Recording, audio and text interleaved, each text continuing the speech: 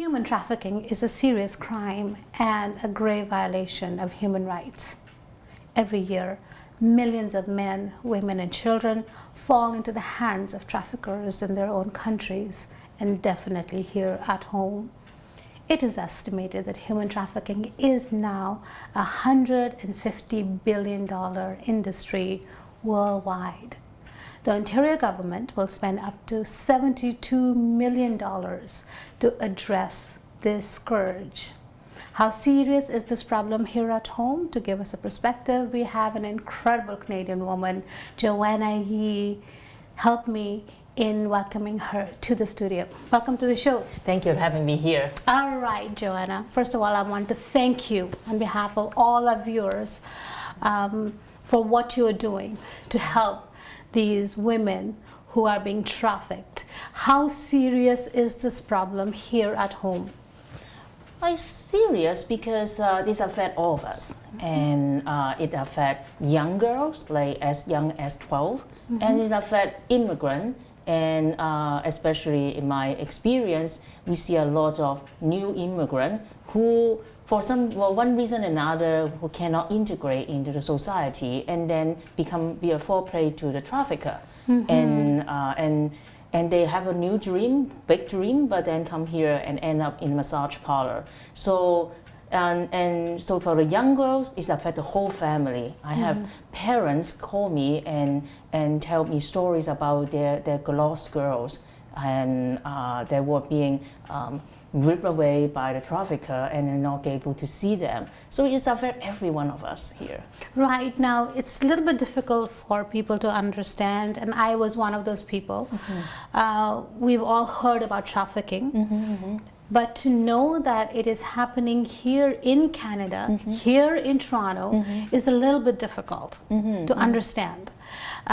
So give us a little bit of an understanding or educate us as to why is it happening here. We have strict laws, our police is accessible, you know, people can call 911, help is available.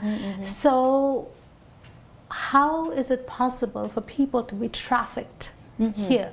Well, first of all, it's driven by demand. So there is demand of men want purchase sex, like from young women, from men, from other men, or young boys and women.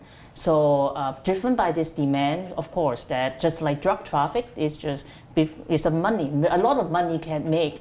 Well, actually, it's making more money than having sell drugs, because you sell drugs, you only sell one time. But you have a woman, you can sell multiple times, years of service, and each time the hundreds and thousands of dollars each time. So it's very profitable for a trafficker, and so lured by the money, and they will find all kinds of ways to lure, you know, vulnerable population like young children and new immigrant or people living overseas desperate for money. So that is exploitation of vulnerable people, poor people, and you know, being easy to manipulate. These are why they happen here, and ultimately is because there are people who wants to purchase sex. Wow.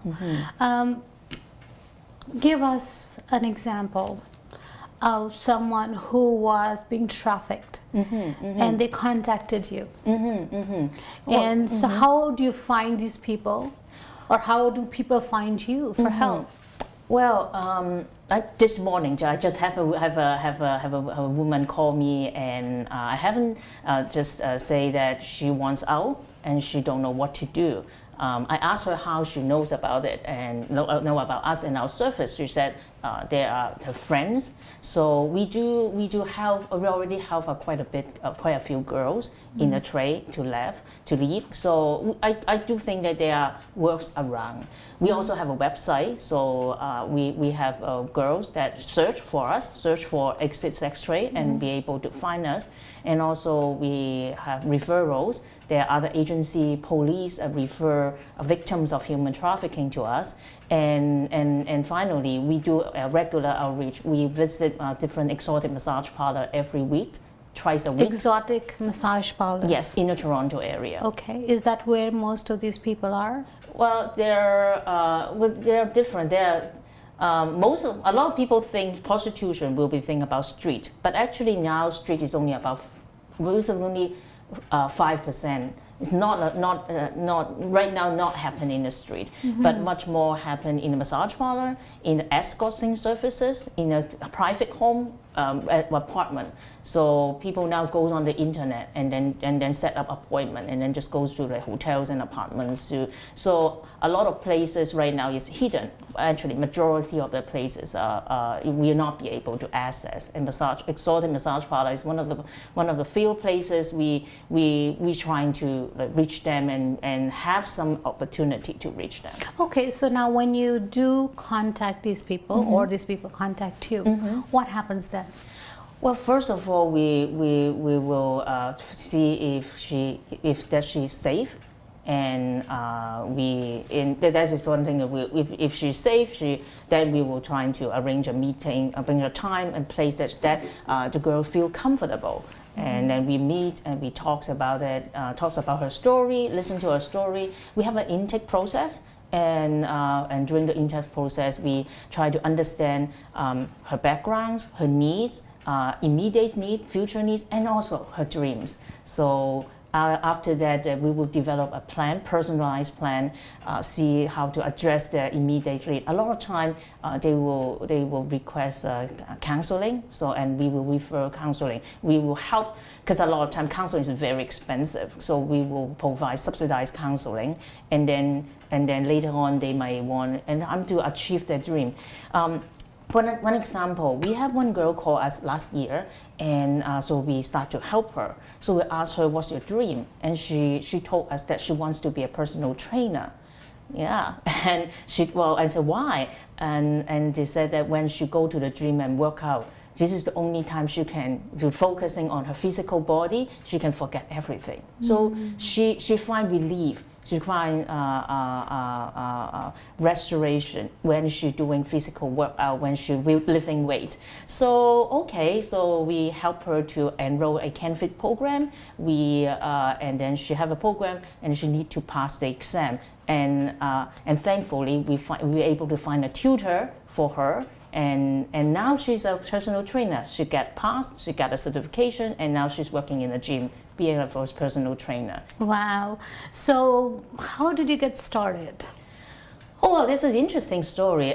My background have nothing to do with I'm very common regular families, and then I went to a seminary to study and to want to be a minister and serve the Lord after the seminary. But I'm not quite sure where to go, which group that I need, or which church I'm going to serve. And then fast forward to 2009, in January, I went to cut my hair.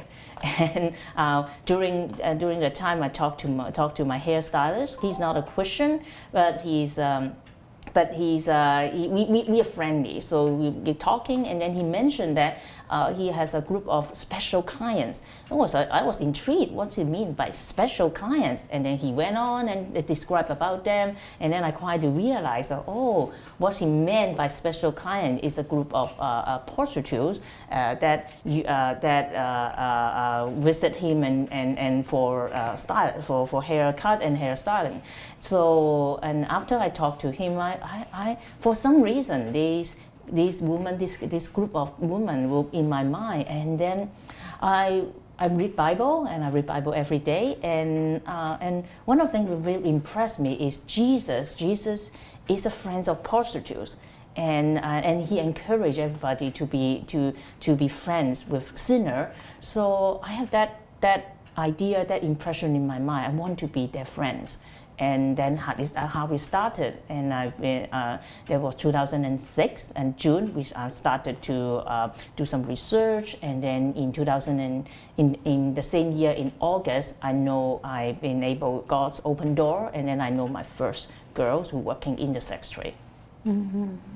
Now, one of the reasons why a lot of people hesitate to contact someone like you is because they feel that they're going to be judged, right? And nobody wants to be judged. They already know what they're doing is wrong, right? What happens when people contact you? Do they ever get the sense of being judged? I mean, we're trying to help, and every girl, every woman, every girl has their own stories. I think not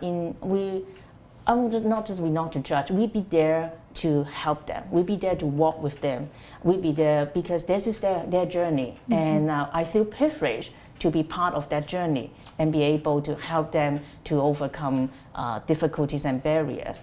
Honestly, I think I admire them a lot because their courage, they're very ingenious. Like the girls I mentioned, he wants to be a personal trainer, and she will go and be one. So this is a lot of stories very inspire me.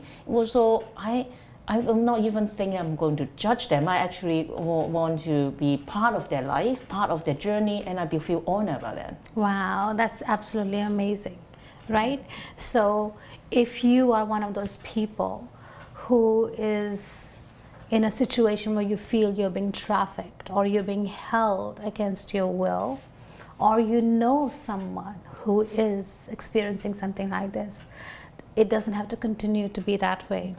Joanna and her friends are here to help you. So why don't you look in the camera and talk to someone who may be experiencing something like this, right? And talk to them.